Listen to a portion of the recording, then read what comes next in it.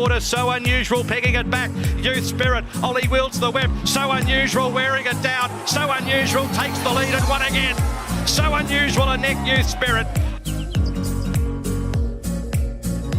The filly takes the lead. She draws a length and a half, 2 lengths in front, and is coming away for a dominant win. Benedetta won it by almost 3 lengths. Paris Dior Insurrection. So welcome back to the channel, everybody, for Group 1 Newmarket Handicap Day, my favourite day of the spring. I've always liked the Newmarket. Just, there's a bit of an inept... It's a very good race because you don't know if they're going to split, they're going to go in one group, you just don't know what's going to happen. But it's going to be a great race this year because I'm pretty keen on 1 or 2 in the race. I can't spoil anything this early, and pretty keen on a couple throughout this card too. And what a card it is too, with the returning What You Need and Ayrton first up as well. But let's get into it and find some winners, as I may already have mentioned, 2 of them. Race number 1 at Flemington is a benchmark 80 handicap over the 2,000 metres. Sparkle on top on the back up from last week. Blake Shin sticks rising slightly in weight, but drops significantly back in grade from an 84.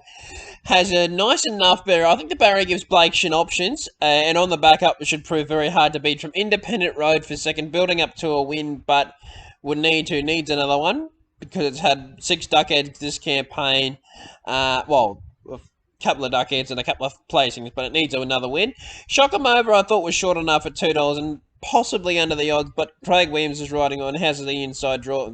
Third up, 2,000 metres. Big track will be suitable for the horse and just dropped significantly in weight from last start. And Alverdun beat Shock 'em Over last start, and you're getting $4.60 for Alverdun and $2 for Shock 'em Over. I think that's wrong. But Sparkle, I think, brings a different form, back in grade. Should see it be winning here. And I'm going to have 25 to win on it, the first race at Flemington. Race number 2 at Flemington. It's a 3-year-old quality sprint over the 1,100 metres. What You Need on top. Quite clear the one to beat. As far as I'm concerned, he's over the line. Was a dominant winner on debut in this spring, winning by 4 lengths. Hard held to win at Geelong, his maiden, and I think he can go right on with it here. Lightweight, first up, Ben Mallam sticks. Beautiful barrier in barrier number 6. He's over the line as far as I'm concerned, like I've said. Kaygeebee for second, 2 from 2. Damien Lane Sticks has a little bit of a tricky draw in barrier 8 to deal with, though down the straight barriers don't matter. Sweetened, I think, will be back in the field, but will be charging home. And Lincoln Square, intrigued to see what he can do. Won its maiden impressively, and it was tested in some good races, so interested to see how he's come back. But What You Need on top, race 2 Flemington. I'm sure a lot of punters will be getting on him, and I'm certainly one of them. Race number 3 at Flemington is a Group 2 CUNY Stakes over the 1,600 metres. Shuffled Answer on top. Quite keen on its prospects here in this race. Ben Mallam again with the 56. Barrier 8, but this time with Peter Moody. Winner of its past 2, I think he can go 3 for 3. Won impressively the way down the leader last start and demonstrated that it's a good horse, and I think it'll be winning the CUNY here. From Revolutionary Miss has been really good.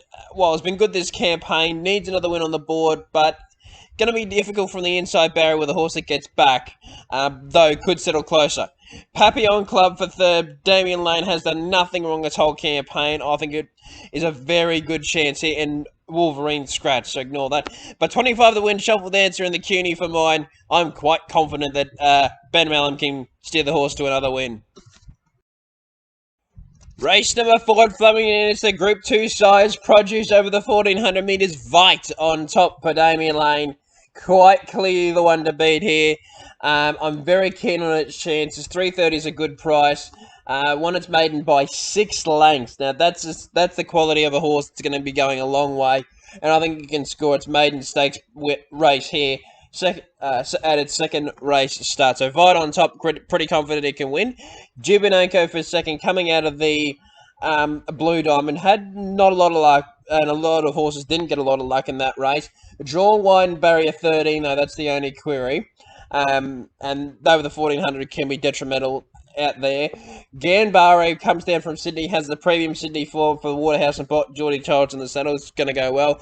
And Tom Kitten got the maiden out of the way up in Sydney, now back to Melbourne and has Blake Shin aboard. So interested to see how it goes. But in my mind, Veight, the one to beat, 6-length maiden win. Maiden stakes win here. Race number 5 at Flemington is the Group 3 Matron Stakes, and I'm with Barb Raider on top. Very hard to split Barb Raider and Inspirational Girl, but I'll explain Barb Raider now. Has barrier 11. I don't mind the barrier. Gives Craig Williams a few options. Loves the distance of the 1400 metres, particularly at Flemington. 2 from 5 at the 1400 with 2 placings, 3 from 4 at Flemington, and loves dry track. So I think Barb Raider is the one to beat with the run under its belt. But it'll be on equal terms, both having a run under the belt and both running well. I'll be with the Inspirational Girl. And I've still got her in my numbers, and I've still got her in my betting suggestion because I think she'll run really well. She's got a lethal turn of foot, and I think she can show it here. Good on good tracks, trial well. First up, 1600 metres tells me there's a bit of intent, and I think can run well. Toro Jean Scratch, they're going to Sydney, and Exalita will be charging home from the back. But Barb Raider on top, 25 the win, and 5 the win saver on Inspirational Girl and the Matron. Race number 6 in Flemington is the Australian Cup Prelude over the 2,000 metres, and I'm with Meridius here. I'm honestly surprised it's not favourite. 60 is a great price. Troy Turner in the saddle for Lou Luciani. Barrier number 1, I would have been banking on them, sweating on them getting a good barrier, but with barrier number 1, should fire the lead easy and run them into the turf like it did last start at Ascot. Didn't beat anything that day, but it's just the fashion how it did. It kicked off the turn on very impressively, and I think can go on with it here. And if it's going to be competitive in the Australian Cup in 2 weeks, it ought to be winning this, and I think it will. And at 650, I'm happy to be on. Right, you are the obvious one, looking for 5 straight. Mark Zara in the saddle. Won't get the lead as easy as it has its past couple. That's been very well back to win it, but I think Meridius is the better horse. Vow and Eclair, the class runner in the race, absolutely outstanding return, and Surefire. Never got to relax last start, so I'm going to be forgiving of the run, but is drawn 11, but does have Jamie Carr to offset that. But Meridius on top of the Australian Cup Prelude. I'm hoping that he can win this, then go on to the Group 1. And race number 7 is the Group 1 Newmarket Handicap, my favourite race of the autumn in Melbourne, and I can't wait to see them run. 16 of them down the straight. It's going to be an absolute cracker. Couldn't split 2 here. In Secret, and I wish I win. I've found it very, very hard to split them. I've gone with In Secret narrowly on top, just with the J Car factor. Should have won the Group 1 last start in Sydney, 51.5. Dropped significantly in weight from last start. I think she's a star. The last time she was down the straight, she won very impressively in the Coolmore. So you can't take anything away from that, and I think is one hell of a chance here. The same with I Wish I Win. What a run it was in the Lightning. Barrier 14 makes it a bit tricky, but I still think it's going to run well for Peter Moody, Luke Nolan, and he is a star on the rise. And look, Peter Moody might have just unlocked the key to this horse. Keep it to the sprint trips, and we'll be flying home. Buenos Noches dropped again significantly in weight from the Lightning. 50.5 kilos for Ben Thompson, who comes south to ride it. He's only ride of the day in a Group 1. That's saying something. And Bella Nipotina will run top 3. We know this is always consistent. But 40 the win on In Secret in the Newmarket. And 10 the win on I Wish I Win. Race number 8 at Flemington is the Group 3 Shaftesbury Avenue over the 1400 metres. Ayrton the one to beat, and over the line here. I think he's clearly the one to beat with the scratching of Espiona, staying in City for the Coolmore Classic. Jamie Carr with the 57.5. Not interesting what how she's gonna ride him from the barrier, but first up 1400 metres there's intent. J Carr on. Absolutely outstanding first up record, and if he's anywhere near his best, he'll take care of these very easily. From Scalapini for second, I first said to myself when I did the form, he can't win with the barrier, but he's the only other horse in the race that's hard fit with. Most of the others are first up. Oh, Bard, not an option. He's had 2 runs, but I don't think it's going too well. But yeah, Scalapini for second. Visinari, I thought, was over the odds at $8. Can run well with the lightweight for Dan. Always runs well. And Riddle Me That, I thought was over the odds at $41 for Craig Williams, carrying the 54. But Ayrton on top of the Group 3 Shaftesbury Avenue. Just back it and all in. 50 the win on it.